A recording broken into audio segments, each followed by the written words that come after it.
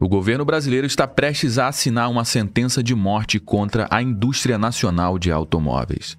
Montadoras como Toyota, Volkswagen, GM e Stellantis, que juntas respondem por mais de 90% da produção de carros no Brasil, estão em guerra declarada contra uma decisão que pode dizimar milhares de empregos e desmontar toda a cadeia produtiva automotiva no Brasil. O motivo? Pressão da China. Mais precisamente da BYD, a gigante chinesa que quer montar os seus carros no Brasil, importando tudo da matriz com isenção fiscal e impostos reduzidos. Sabe o que isso significa na prática? Transformar o Brasil num mero galpão de montagem, onde não se produz tecnologia, não se desenvolve mão de obra e não se estimula a engenharia nacional. É só encaixar peça importada e mandar para o mercado. E o mais intrigante disso é que o governo Lula está realmente considerando atender esse pedido, mesmo com um alerta claro de que isso pode custar até 50 mil empregos diretos e indiretos, além de 60 bilhões em investimentos que já estão ameaçados de serem retirados do Brasil pelas montadoras.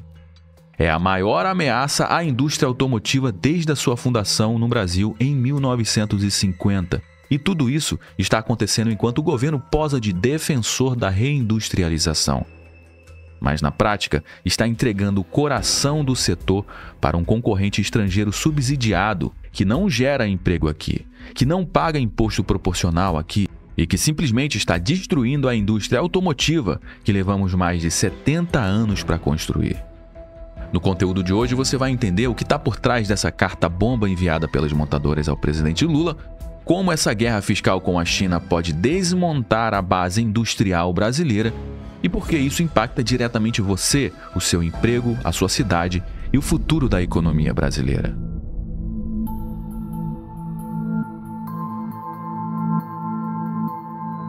A narrativa do governo é que eles estão trabalhando para reindustrializar o Brasil, atrair investimentos, acelerar a transição energética, mas na prática, a proposta em discussão é permitir que a montadora chinesa BYD, ao invés de produzir os seus carros no Brasil, traga kits de carros praticamente prontos da China, pagando uma alíquota reduzida de 18% para apenas 5% no caso dos carros elétricos e de 20% para 10% no caso dos carros híbridos. Na prática, isso transforma o Brasil em um galpão de montagem de carros chinês. A indústria nacional, que leva décadas para consolidar uma cadeia completa de fornecedores, mão de obra qualificada, engenharia e desenvolvimento tecnológico, simplesmente não consegue competir com o kit chinês que vem de navio, já pré-fabricado e subsidiado pelo governo de Pequim. As montadoras Toyota, GM, Volkswagen e Stellantis, que juntas representam mais de 90% da produção nacional, já anunciaram que, se essa isenção for aprovada, vão repensar 60 bilhões em investimentos previstos para o nosso país, além de um corte potencial de 50 mil empregos, considerando toda a cadeia de autopeças e fornecedores locais. E isso significa que 1,5 milhão de brasileiros que dependem direta ou indiretamente do setor automotivo, entre operários, fornecedores e serviços, estão na linha de tiro. A indústria automotiva brasileira representa 2,5% do PIB nacional, 20% do PIB da indústria da transformação e um faturamento anual de quase R$500 bilhão. E tudo isso está ameaçado por uma única decisão do governo federal que pode abrir a porteira para uma enxurrada de peças desmontadas vinda da China. E não se engane, se a BYD conseguir esse privilégio, amanhã será a vez da GWM, Chery e até montadoras da Índia pedirem o mesmo tratamento. Além da pressão direta sobre a cadeia automotiva, há um cenário macroeconômico que exige alerta máximo: a crescente dependência do Brasil em relação à China. Só no primeiro semestre de 2025, as importações brasileiras de produtos chineses cresceram 35%, atingindo o maior percentual da história. Em contrapartida, as exportações brasileiras para a China recuaram 7,5%, o menor valor desde 2015. O Brasil ainda tem um superávit comercial com a China, mas esse superávit já caiu para 12 bilhões de dólares, a metade do valor registrado no primeiro semestre de 2024. Ou seja, meu amigo, a China vem comprando menos do Brasil, enquanto o Brasil compra cada vez mais da China, um claro sinal de que o país asiático está reduzindo a sua dependência das exportações brasileiras e abrindo espaço para outros fornecedores de outros países. E a indústria automotiva é um setor estratégico dentro desse desequilíbrio. Em 2025, movimentou 2 bilhões de dólares em carros elétricos chineses, uma alta de 713% em relação a 2023. De acordo com a Comex do Brasil, foram 134.582 veículos chineses importados apenas no primeiro semestre de 2025, um recorde absoluto, e já representam 62% do mercado de importação de automóveis do Brasil.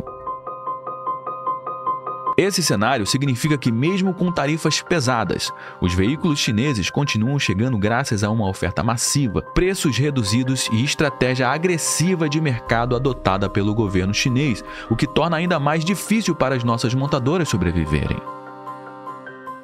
As montadoras brasileiras alertam que os produtos chineses não apenas minam os investimentos locais, com 60 bilhões de reais ameaçados, mas também ignoram toda a cadeia nacional de autopeças, reduzindo a geração de valor agregado e emprego.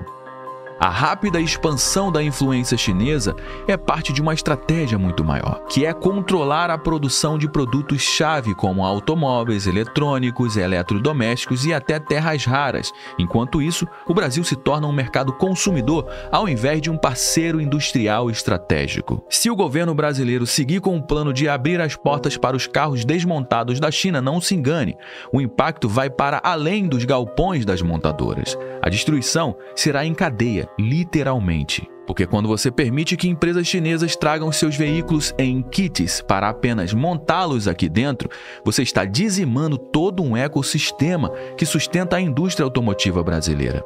E não estamos falando só de fábricas, estamos falando de centenas de fornecedores, pequenas e médias indústrias, oficinas, serviço de manutenção, transportadoras, metalúrgicas, empresas de software embarcado, centros de pesquisa e desenvolvimento. Tudo isso vai de ralo junto. As montadoras já alertaram para demissões em massas. As autopeças brasileiras, que geram 230 mil empregos diretos, são as primeiras a sentir o baque com a substituição de peças nacionais por peças importadas chinesas. E o que está acontecendo diante dos nossos olhos é a criação de um novo tipo de colonização econômica. A China não está vindo aqui para desenvolver a tecnologia no Brasil. Está vindo para usar a nossa mão de obra apenas como montador de Lego. Não há compromissos com a produção de motores, baterias, sistemas eletrônicos, software veicular ou engenharia local. Isso não gera pesquisa, não gera desenvolvimento, não gera know-how e não forma técnicos, só gera dependência. E como a gente mostrou aqui, a China já está comprando menos do Brasil e vendendo mais para cá. Quando ela dominar setores estratégicos como o de automóveis, eletrônicos e energia, o Brasil será apenas um consumidor cativo e barato. Cada fábrica que fecha leva com ela a arrecadação de ICMS, ISS, IRPJ, INSS, FGTS, além do consumo local de milhares de trabalhadores que perdem a renda. Isso significa menos dinheiro para saúde, educação, infraestrutura e segurança. É um ciclo de empobrecimento silencioso, travestido de modernidade e avanço tecnológico.